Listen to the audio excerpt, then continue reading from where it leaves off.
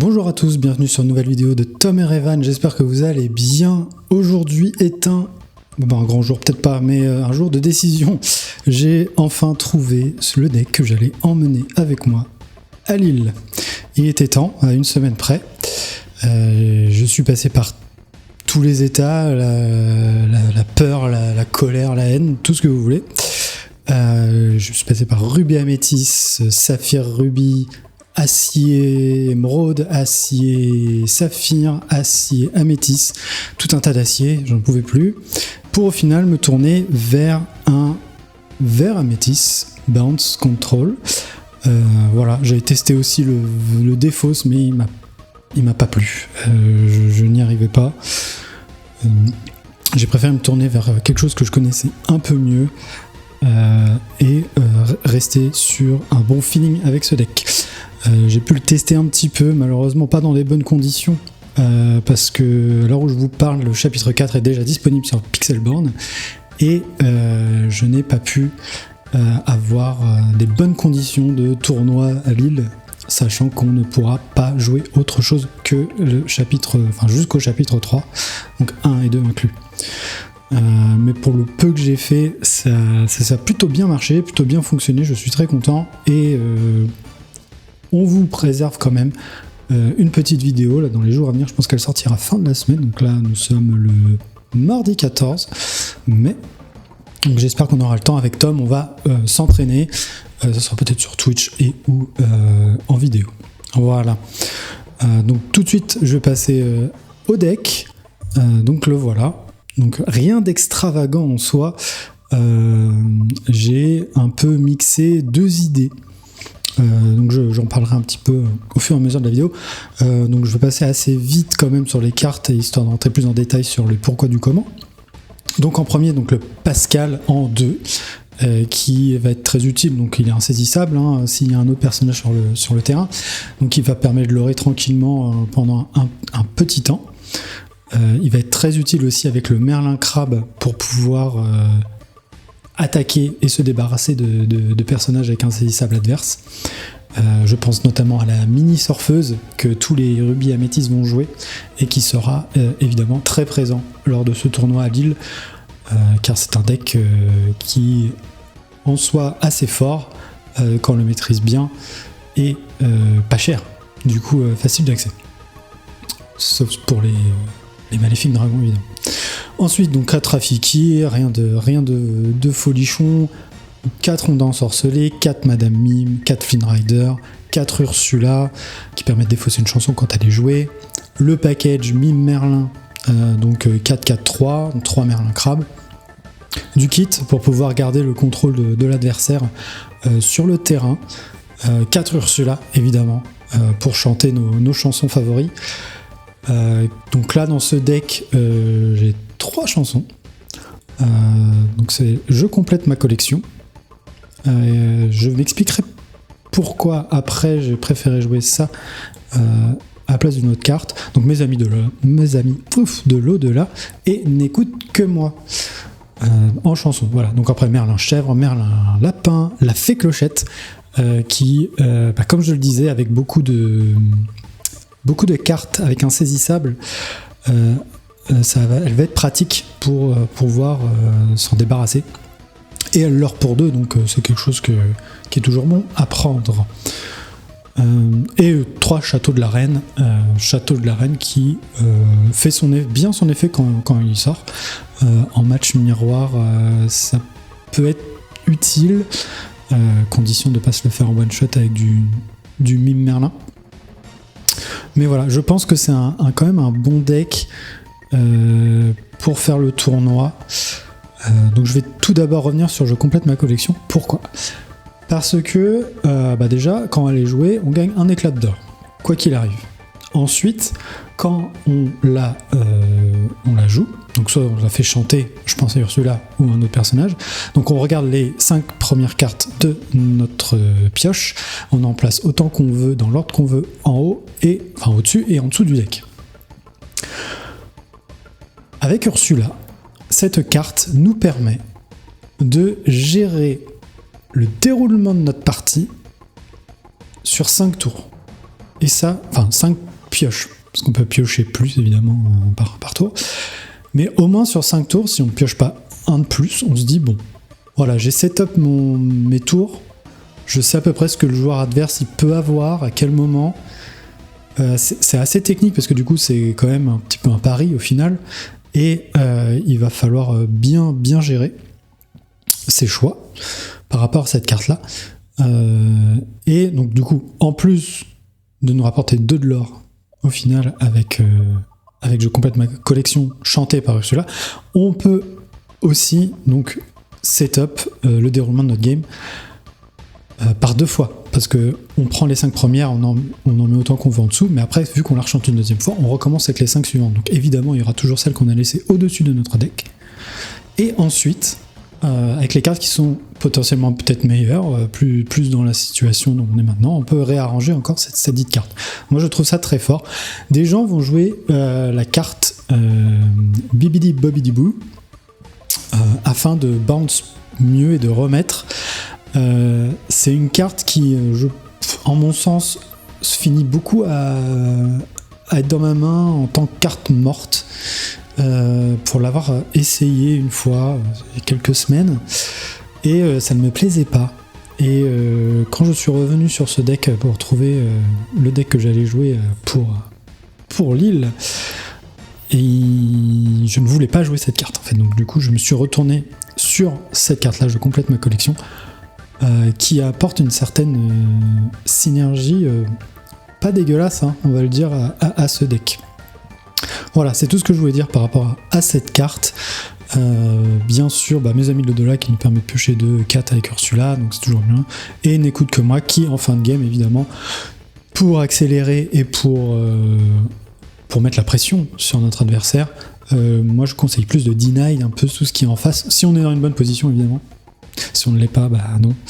Et de jouer ça que avec le Merlin Chèvre, afin de maximiser le lore et d'aller tout droit vers la victoire. Donc voilà, c'est mon deck. Donc, il est assez classique en soi. On y va vraiment avec l'idée d'affronter beaucoup de rubis améthyste. Pour les saphirs, tout ce qui est saphir, alors on va avoir un bon early, mais il faut arriver à maintenir la distance. Car quand je pense à Saphir Ruby, à pas trop utiliser nos ressources, parce que que ce soit une Médusa ou soyez prête, si on met tout l'autre board, il faut jouer avec parcimonie en fonction des decks contre lesquels on joue, mais clairement Ruby, faut pas y aller all-in, parce que sinon c'est le meilleur moyen de perdre la game. À moins qu'on arrive à défausser l'adversaire de certaines cartes. Donc moi clairement dans mon deck je suis pas orienté défausse, pas du tout, comme je l'ai dit précédemment.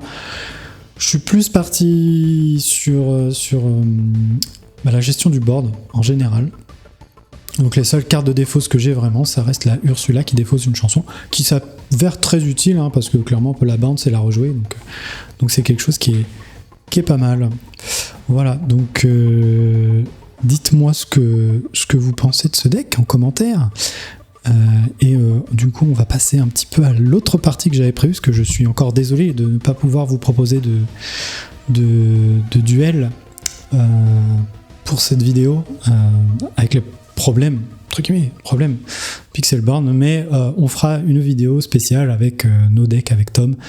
On prendra les decks un peu en vogue pour parler, communiquer, voir les défauts, les fautes de jeu. Donc ça peut être très très intéressant pour vous comme pour nous, pour voir les erreurs et les fautes à ne pas faire, et les choix. Choix aussi dans ce deck, les micro-choix sont très importants. Il faut vraiment prendre son temps et réfléchir à toutes les possibilités, car je pense qu'une erreur avec ce deck peut être très fatale. Il y a des decks où on peut toujours remonter, on peut toujours revenir après une erreur. Celui-là, je pense qu'il est assez violent. Si on se plante une fois, ça peut être dur de revenir. Voilà. Tout ça pour dire que donc disais de rester, de concentrer tout ça. Donc la partie de Lille, pour ceux qui ça va être leur premier tournoi. Lille, ça va être un gros premier tournoi ou deuxième, ou même 20e, on ne sait pas. En fait, je voulais donner des petits conseils, des petits tips, choses que j'ai appris avec mes tournois, en fait, en faisant mes tournois au fil des années. Je vais pas commencer avec l'Orcana, hein, je suis un vieux de la vieille, pas aussi vieux que certains, mais voilà, j'ai fait pas mal de tournois, et au tout début de mes tournois, il m'est arrivé de faire des erreurs de débutants, évidemment, mais je pense qu'il est une bonne chose pas de prévenir, mais de donner des tips. Donc le premier tip, c'est vraiment venez détendu. Ça sert à rien de stresser. Ok, ça va être énorme, il va y en avoir partout, vous allez avoir du bruit, il va y avoir de l'action, il va y avoir des mouvements de foule, il y a des gens qui se connaissent, des machins. Détente, parce qu'au moment où vous commencez le tournoi, c'est vous contre un, c'est pas... Voilà. Et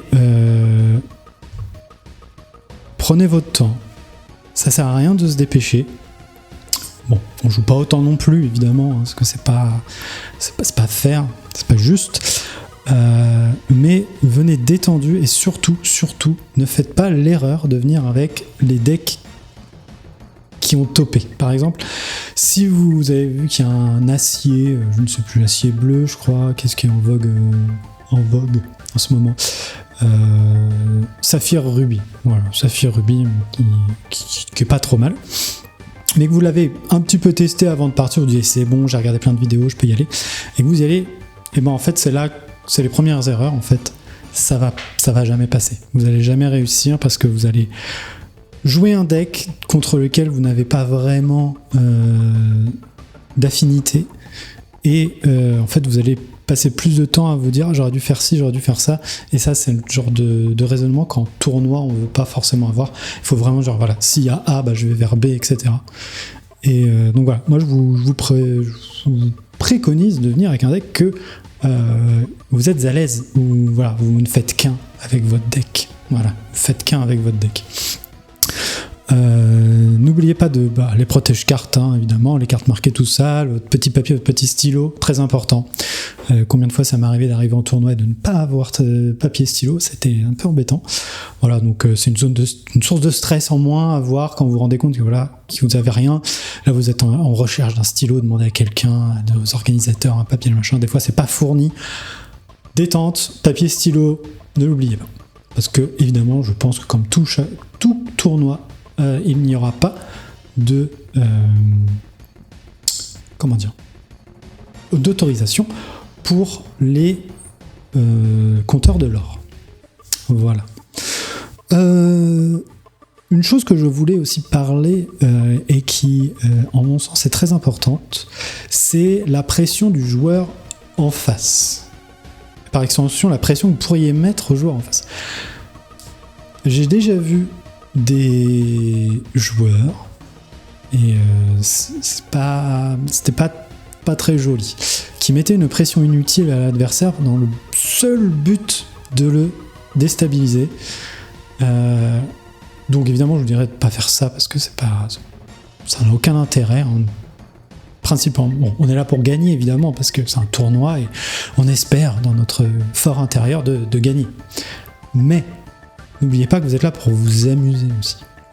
Et c'est important. On peut gagner tout en s'amusant. Ça, c'est bien. Mais ne succombez pas à la pression de votre adversaire. Essayez d'être dans votre bulle quand vous faites votre tour. En soi, votre adversaire, à moins que vous lui faites une action sur lui, il n'a pas forcément grand-chose à vous dire, à part vous demander si vous avez l'oré, si vous avez pioché une carte, ou voilà. C'est assez basique et tout droit pour l'instant. Il n'y a pas d'effet pendant le tour adverse, je te contre, tout ça, donc faut vraiment ne pas succomber à la pression de l'autre, et je pense que c'est très important, et ça peut permettre de gagner, je pense, avec ce mindset là, de gagner certaines games.